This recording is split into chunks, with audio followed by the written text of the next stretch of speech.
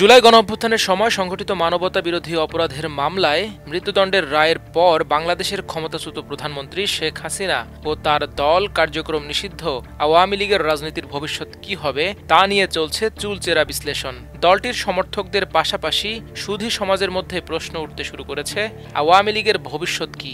দলটি কি টিকে থাকবে? থাকলে কার নেতৃত্বে টিকে থাকবে? সে প্রশ্নও সামনে আসতে শুরু করেছে।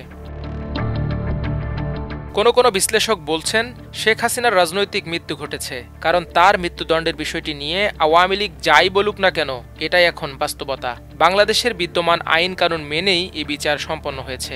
যদিও ভারতে পলাতক থাকায় হাসিনার মৃত্যুদণ্ড কার্যকর হওয়ার পথে অনেক বাধা রয়েছে, কিন্তু দলটির রাজনীতি কার নেতৃত্বে চলবে, নাকি এখনকার মতো দুর্বল অবস্থায় টিকে থাকবে, সে প্রশ্নে নানা আলোচনা ও জল্পনা কল্পনা ডালপালা মেলতে শুরু করেছে।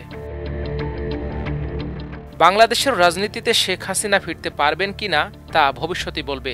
তবে কেউ বলছেন, যারা ক্ষমতায় আসবেন তারা যেন আওয়ামী লীগের মতো ভুল না করেন। বর্তমান ও ভবিষ্যৎ সরকার ভুল করলে হাসিনার বিষয়টি আবার সামনে আসতে পারে বলে মনে করেন তারা।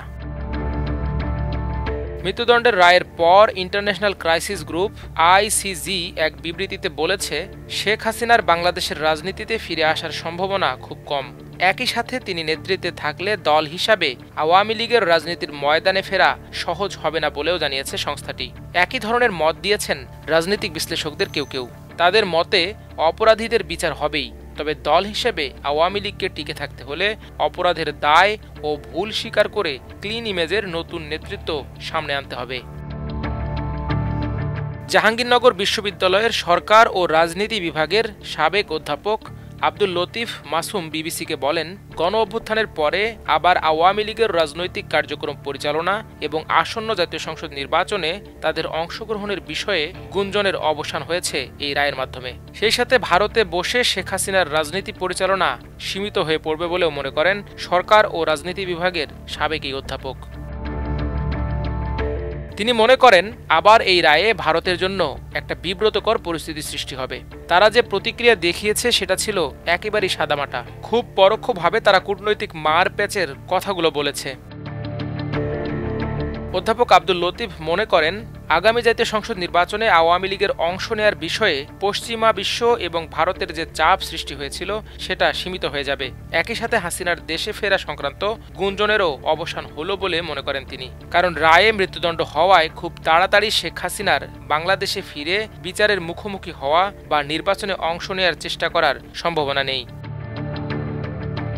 এদিকে হাসিনার ফাঁসির রায় শোনার পর আরও বিষণ্ণ কলকাতায় পালিয়ে থাকা আওয়ামী লীগের নেতারা। বিশ্লেষকরা মনে করছেন, পলাতক আওয়ামী লীগ নেতারা মুখে যতই বাগাম্বর করুক না কেন, যতই হুমকি ধমকি দেন না কেন, আসলে ভেতরে তারা বেশ শঙ্কিত। তাদের ভবিষ্যৎ যে অনিশ্চিত এটা একরকম স্পষ্ট হয়েছে। উল্টো কলকাতায় বসে শাটডাউনের মতো কর্মসূচি দিয়ে গাড়ি পুড়িয়ে দু এক জায়গায় চোরাগোপ্তা হামলা করে তারা কার্যত দেশে থাকা নেতাকর্মীদের বিপদে ফেলছে। একই সাথে আওয়ামী লীগের বিরুদ্ধে দেশের জনগণকে আরও বিষিয়ে তুলছে। তবে দলটি যদি তাদের বর্তমান এমন কার্যক্রম অব্যাহত রাখে তাহলে আরও দুর্দিন অপেক্ষা করছে তাদের জন্য। এমনকি জাতীয় পার্টির মতো অস্তিত্ব সংকটে পড়তে পারে বলে মনে করেন কেউ। অধ্যাপক আব্দুল লতিফ মাসুমের মতে, ওভারঅল বাংলাদেশের রাজনীতিতে আওয়ামী লীগের অবস্থান আরও দুর্বল হবে এবং তার বিরোধী পক্ষ এই রায়ের মধ্য দিয়ে নৈতিকভাবে বা রাজনৈতিকভাবে আরও শক্তিশালী হবে। মাল্টিমিডিয়া ডেস্ক, আমার দেশ।